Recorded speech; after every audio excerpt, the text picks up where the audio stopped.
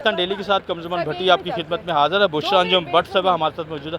बुशरा साहबा, फैसला आज मुतमईन है, क्या लग रहा है आपको, अब जमहूरियत चलेगी? हम देखिए हम तो काफ़ी देर से मुतमईन हैं, नंबर्स हमारे पूरे हैं।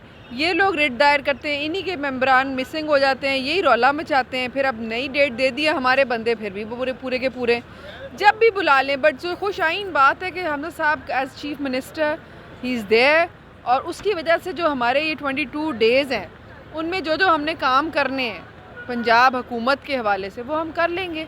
तो ये इस तरह के तमाशे चलते रहेंगे और चलाते रहेंगे। मेरा ख्याल से कोर्ट को अब ये नोटिस लेना चाहिए कि ये जो सब कुछ हो रहा है नहीं, ये सिर्फ़ और सिर्फ पंजाब गवर्नमेंट को नुकसान पहुंचाने के लिए हो रहा है। इनके पास नंबर्स कभी पूरे नहीं होने, और मेरा ख्याल इस तमाशे को जल्द से जल्द आपको नहीं लगता सीएम के तौर पे फिर वो इंतखाब भी लड़ रहे हैं तो वो कोई मुदाखलत वाली बात, क्योंकि इतराज़ तो यही है पीटीआई का और नहीं, कोई मुदाखलत की बात नहीं है। देखें, इन लोगों ने पहले ही रौला मचा दिया, इनको पता है ये लोग पहले ही हार जाएंगे, तो ये धांधली के ना ये पहले से वो जो कहते हैं ना एक ग्राउंड सेट कर रहे हैं।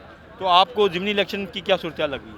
इंशाल्लाह नून लीग जीतेगा, बिल्कुल जीतेगा। और हालांकि बड़े फैसले हमने अभी किए हैं एज गवर्नमेंट, पेट्रोल प्राइसेस वो, लेकिन सबको पता है कि हम इंशाल्लाह डिलीवर करेंगे। ये हमारे मुआहदे नहीं किए गए, ये इन लोगों के किए गए हैं जिनको हमने कहते हैं ना कौड़ा घूंट हमें पीना पड़ गया। चले थैंक जी, नून लीग जीतेगी और लोगों को पता है कि ये मुश्किल फैसले किस हवाले से किए गए हैं, तमाम मामलात लोगों को नॉलेज में है।